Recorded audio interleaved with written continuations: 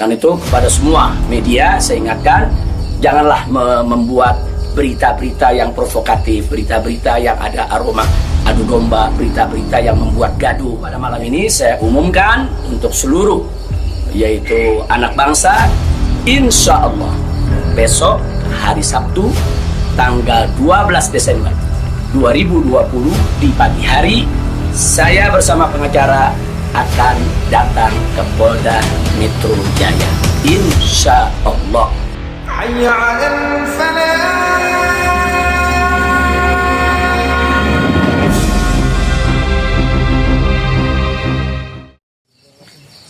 Assalamualaikum warahmatullahi wabarakatuh. Kepada segenap rakyat dan bangsa Indonesia yang saya cintai, semoga kita tetap selalu menjaga protokol kesehatan, tetap selalu berupaya secara bersama-sama mengatasi pandemi yang sedang melanda kita punya negeri. Insya Allah, Allah angkat segera pandemi yang terjadi saat ini. Amin ya rabbal alamin. Nah, kepada seluruh masyarakat, dalam kesempatan ini saya ingin menyampaikan hal yang saya pandang amat penting sekali berkaitan dengan status saya sebagai tersangka di Polda Metro Jaya. Nah, yang ingin saya sampaikan di sini adalah pertama, bahwa saya tidak pernah lari apalagi sembunyi. Sekali lagi saya ulangi, saya tidak pernah lari dan tidak pernah sembunyi. Karena selama ini pada proses pemulihan, saya lebih banyak duduk di Pondok Pesantren Alam Agrokultural Markas Syariat Megamendung. Karena di pesantren ini udaranya sangat asri, segar, jadi untuk pemulihan luar biasa bagusnya. Sekali-sekali saya turun ke Petamburan, saya turun ke Sentul untuk menengok anak dan cucu. Jadi bagian pertama yang ingin saya tekankan adalah saya tidak pernah lari apalagi sembunyi dari panggilan polisi. Yang kedua, saya juga tidak pernah mangkir dari panggilan Polda Metro Jaya. Nah, kenapa saya katakan saya tidak pernah mangkir?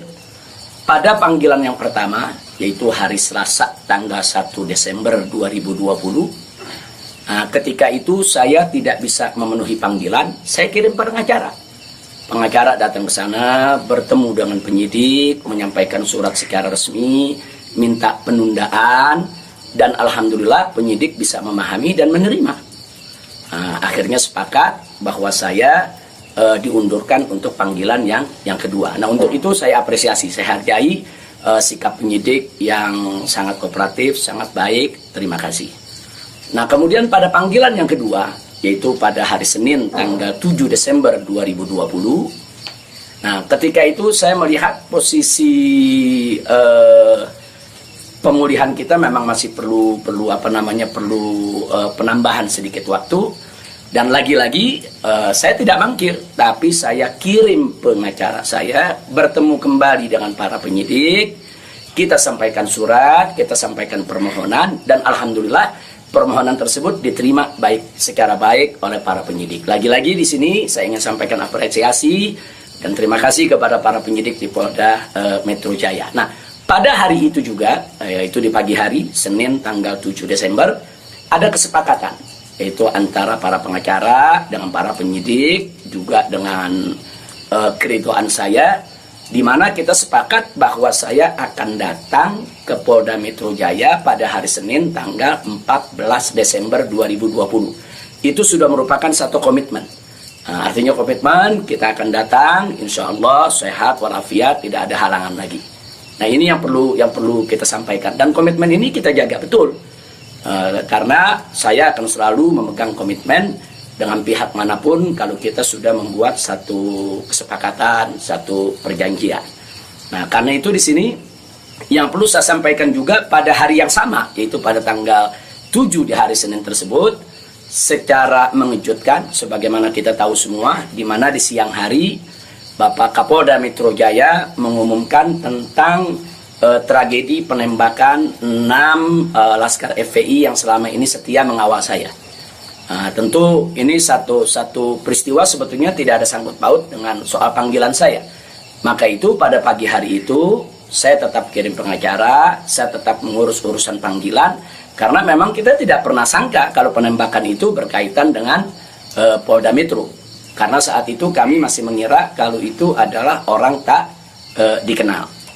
Nah, ala kulihal, setelah itu yang mengejutkan kami pada hari Kamisnya, yaitu tanggal 10 Desember 2020, secara tiba-tiba Polda Metro Jaya mengumumkan saya sebagai tersangka.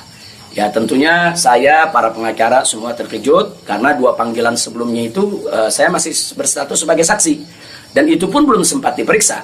Rencana pemeriksaan tanggal 14 Desember, yaitu hari Senin yang akan datang ini.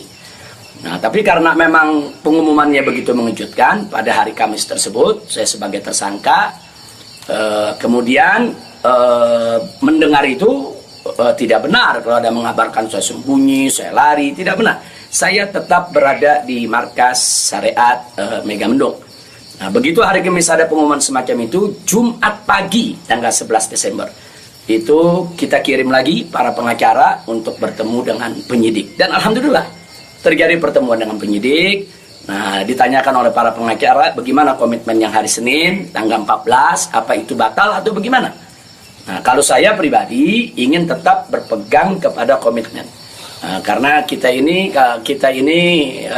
ustadz, dai, bergerak di bidang agama, tidak layak kalau kami itu membatalkan perjanjian atau suatu komitmen.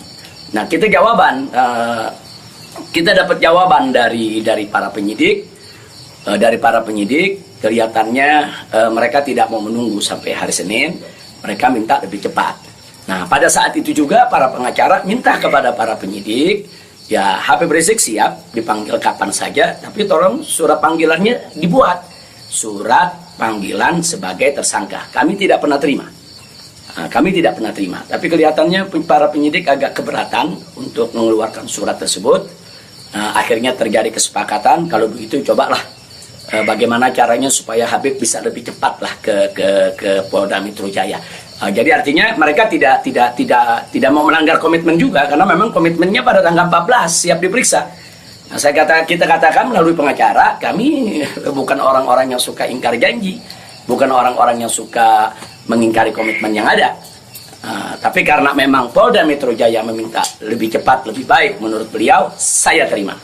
Nah, karena itu pada malam ini saya umumkan untuk seluruh, yaitu anak bangsa, insya Allah besok hari Sabtu tanggal 12 Desember 2020 di pagi hari, saya bersama pengacara akan datang ke Polda Metro Jaya, insya Allah. Nah, jadi saya mau menunjukkan bahwa kita tetap punya komitmen untuk menjadi warga negara yang baik, untuk patuh hukum, untuk ikut melaksanakan daripada prosedur hukum yang ada. Nah, karena itu kepada semua media saya ingatkan, janganlah membuat berita-berita yang provokatif, berita-berita yang ada aroma adu domba, berita-berita yang membuat gaduh. Jadi tidak benar kalau saya lari, saya sembunyi, atau saya mangkir. Nah, itu yang ingin saya sampaikan. Nah, selanjutnya saya ingin menyampaikan kepada Polda Metro Jaya agar tidak terjadi kerumunan, agar tidak mengambil perhatian daripada masyarakat, agar juga tidak ada pihak ketiga yang memanfaatkan yaitu momentum soal penjemputan saya ini sehingga bisa menimbulkan kegaduhan. Maka itu saya minta kepada Polda Metro Jaya tidak perlu untuk mengerahkan kekuatan secara berlebihan. Bahkan menurut saya tidak perlu ada penjemputan, tidak perlu ada pengerahan pasukan. Itu hanya akan mengeluarkan biaya yang banyak, kemudian ditambah lagi juga menguras tenaga, dan yang paling berbahaya adalah mengundang perhatian masyarakat sehingga nanti terjadi kerumunan. Nah, begitu terjadi kerumunan, nanti ada pihak ketiga sebagai provokator membuat kegaduhan, dan ini akhirnya bisa merugikan kita semua. Nah, jadi tidak usah khawatir, tidak perlu ada pengerahan kekuatan, tidak perlu ada pengerahan pasukan. Insya Allah besok hari Sabtu pagi tanggal 12 Desember 2020 saya akan diantar oleh para pengacara saya.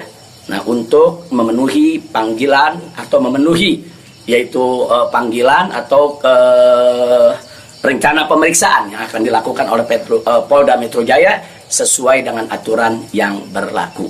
Nah, ya, yang berikutnya yang tidak saya lupakan kepada seluruh umat Islam. Kepada seluruh umat Islam, saya minta juga tidak membuat kerumunan. Nah, jadi jangan sampai mengganggu daripada proses hukum ini. Sabar, tenang, ikuti proses hukum ini dengan baik, sesuai dengan aturan yang ada. Banyak-banyak berdoa. Nah, mudah-mudahan semua berjalan dengan baik. Insya Allah Allah memberikan keamanan, keselamatan, kemenangan, dan lain sebagainya. Jadi tolong jangan buat kerumunan karena kita sudah punya komitmen. Bagaimana untuk tetap menjaga protokol kesehatan, bagaimana kita bersama-sama dengan semua komponen anak bangsa yang ada untuk mengatasi pandemi di kita punya negeri. Nah, jadi sekali lagi saya ulangi kepada Polda Metro Jaya, saya minta tidak perlu untuk mengerahkan pasukan, apalagi secara berlebihan, karena akan mengundang perhatian, mengundang kerumunan, bahkan bisa memberi kesempatan kepada pihak ketiga, provokator, untuk membuat kegaduhan. Nah, ini kalau ini terjadi, akhirnya kita semua rugi. Nah, tidak usah khawatir, saya pegang komitmen, insya Allah besok hari Sabtu pagi saya akan hadir di Polda Metro Jaya bersama para pengacara saya. Dan kepada umat Islam sekali lagi, jangan bikin kerumunan. Apalagi sebab kalau bikin kerumunan lagi nanti ada provokator, ribut lagi, gaduh lagi. Saya tidak mau ada kegaduhan, saya tidak mau ada kerumunan. Saya ingin pemeriksaan itu berjalan secara baik sesuai dengan undang-undang yang berlaku. Dan kepada masyarakat cukup doakan dari rumah agar saya, begitu juga para pengacara semua, diberikan kekuatan oleh Allah Subhanahu wa Ta'ala. Itu saja. Terima kasih. Jazakumullahu khairal jaza. Wassalamualaikum warahmatullahi wabarakatuh.